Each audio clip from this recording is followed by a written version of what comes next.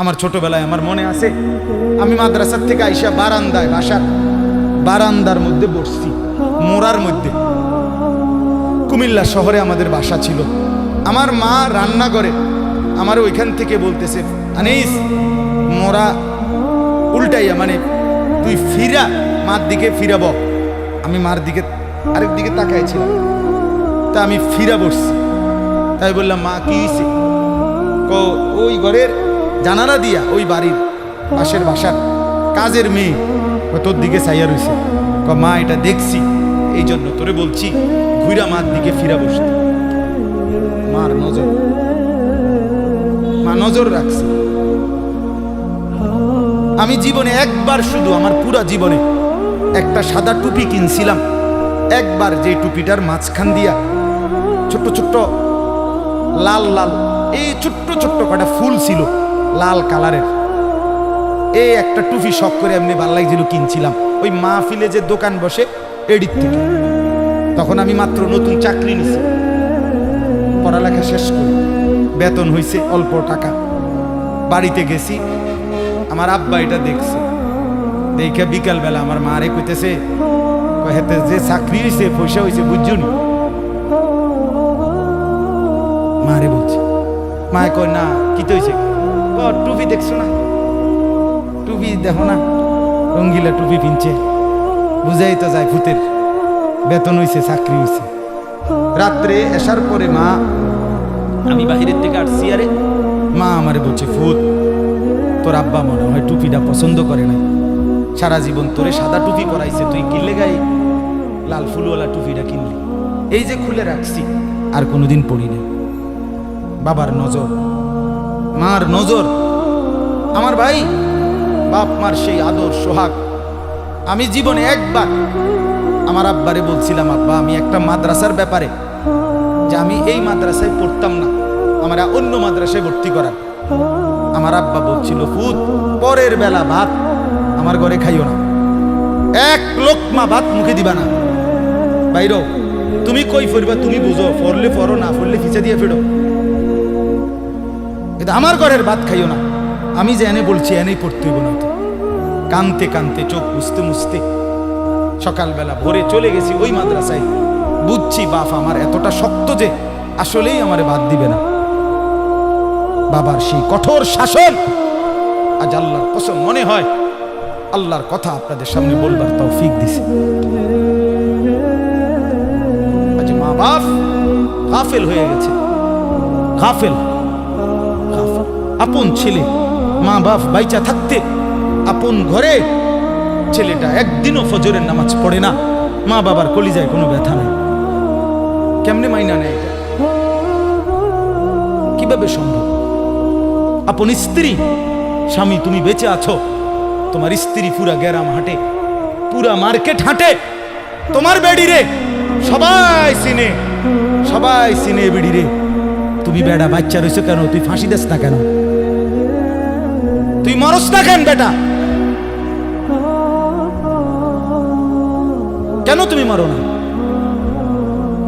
আত্মমর্যাদা যদি মুসলমানের না থাকে, আত্মসম্মান না থাকে, আমার জীবনে আর রইলটা কি? আমার জীবনের আর আছেটা কি? এজন্য ছেলেদেরকে বলি, বাপ দিন শিখো, আল্লাহর কোরআন শিখো, নামাজকে ভালোবাসো, চেহারা সুন্দর হবে, আখলাক সুন্দর হবে, দুনিয়াতেও সুখ মিলবে, আখিরাতেও সুখ মিলবে। এই বন্ধুর কথা ফেলে দিও না। আমি সব সময় বলি যে তোমার ছবি দেখায়, নাচ দেখায়, উলঙ্গ দৃশ্য দেখায়, জিনা ব্যভিচারের রাস্তায় নিয়ে যায়, মদের বোতল তুলে দেয়, ফেন্সিডিলের বোতল তুলে দেয়, ইয়াবার ট্যাবলেট তুলে দেয়, আল্লাহর কসম এটা বন্ধু না, বন্ধু না, এটা শয়তান, ইবলিস, শয়তান। এটা শয়তান, এই হারামি শয়তান।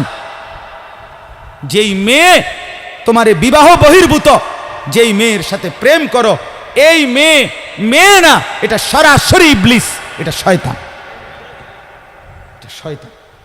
এটা তোমারে ভালো করবে না। কোরআনে আছে কিয়ামতের দিন অসৎ বন্ধুর কারণে বহু নাফরমান জাহান্নামী পাপী নিজের আঙ্গুল এইভাবে দাঁত দিয়া কামড়াবে, কামড়াইয়া ছিঁড়ে ফেলবে। ইয়াউমা ইয়াআদ্দু যালিমু আলা ইয়াদাইহি, এই আয়াত। দাঁত কামড়াইয়া, আরে আঙ্গুল দাঁত দিয়া কামড়াইয়া ছিঁড়ে ফেলবে আর আফসুস করে বলবে, ইয়া লাইতানি লাম আত্তাখিজ ফুলানান খলিলা, হায় আমার মন্দ কপাল, যদি সেই অসভ্যকে বন্ধু না বানাইতাম। আল্লাহ নবী সাল্লাল্লাহু আলাইহি সাল্লামের চুল মুবারকের মতো চুল রাখবেন কোন দিন? নবী সাল্লাল্লাহু আলাইহি সাল্লামের মতো চেহারা বানাবেন কোন দিন? নবী সাল্লাল্লাহু আলাইহি সাল্লামের মতো পোশাক, সাহাবীদের মতো পোশাক পরবেন কোন দিন? নবী সাল্লাল্লাহু আলাইহি সাল্লাম যেভাবে ঘুমাতেন সেই ঘুমাবেন কোন দিন? নবী সাল্লাল্লাহু আলাইহি ওয়াসাল্লাম যেভাবে স্ত্রী ছেলে মেয়ের সাথে সংসার করতেন সেটা করবেন কোন দিন? নবী সাল্লাল্লাহু আলাইহি সাল্লাম 5 ওয়াক্ত নামাজ পড়তেন, সেটা শুরু করবেন কোন দিন? নবী সাল্লাল্লাহু আলাইহি সাল্লামের স্ত্রী মেয়েরা শতভাগ পর্দা করতেন, সেটা আপনি শুরু করবেন কোন দিন? নবী সাল্লাল্লাহু আলাইহি সাল্লাম আজীবন হালাল খাইতেন, আপনি হালাল খাবেন কোন দিন? সুদ ছাড়বেন কোন দিন? ঘুষ ছাড়বেন কোন দিন? ওজনে কম দেওয়া ছাড়বেন কোন দিন? মিথ্যা বলা ছাড়বেন কোন দিন? নবী সাল্লাল্লাহু আলাইহি ওয়াসাল্লাম ভিন নারীর থেকে নিজেকে হেফাজত করতেন, আপনি নাচ দেখা, গান দেখা, সিনেমা দেখা, নর্তকী দেখা, নাটক দেখা, জিনা করা, ব্যভিচার করা, অসভ্যতা করা, এটা ছাড়বেন কোন দিন? বলেন আমারে। হ্যাঁ, নবীর ভালোবাসা এটা মামুর বাড়ি, হ্যাঁ এটা আপনার নানার বাড়ি আর মামুর বাড়ি। আপনি ডুল্লা ডুল্লা কইবেন আর নবীর এশক মোহব্বতে আপনি বাইসা যাইবেন।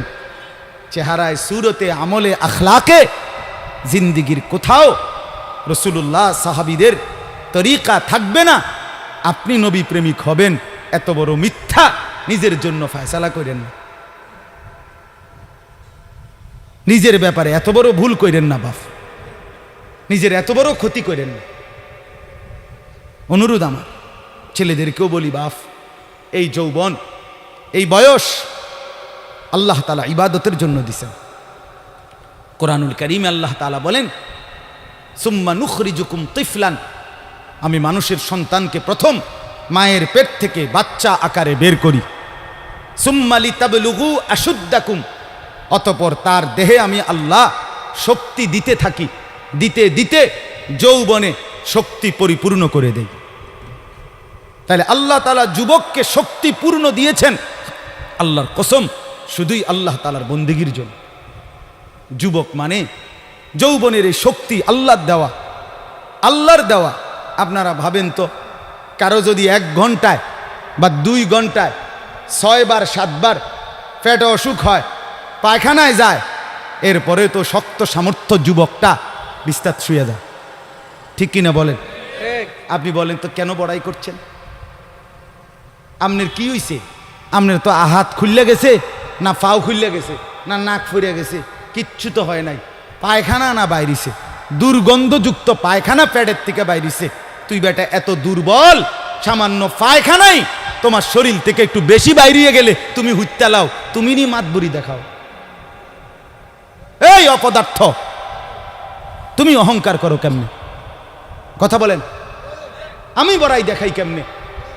যে আমি সামান্য পায়খানা, এটার কাছে আমি এত দুর্বল, আমার কি বড়াই করা সাজে? তাহলে আমাদের প্রতি সেকেন্ডের সুস্থতা, আমাদের শক্তি সবল, এটা তো আল্লাহর দান। কার দেওয়া বলেন না? আল্লাহর দান। আল্লাহর দেওয়া সেই শক্তি, আল্লাহর দেওয়া সেই বল, আল্লাহর দেওয়া সেই সাহস, আল্লাহর দেওয়া সেই যৌবন, আমার ভাই কেন না ফরমানের মধ্যে ব্যয় করা? কেন?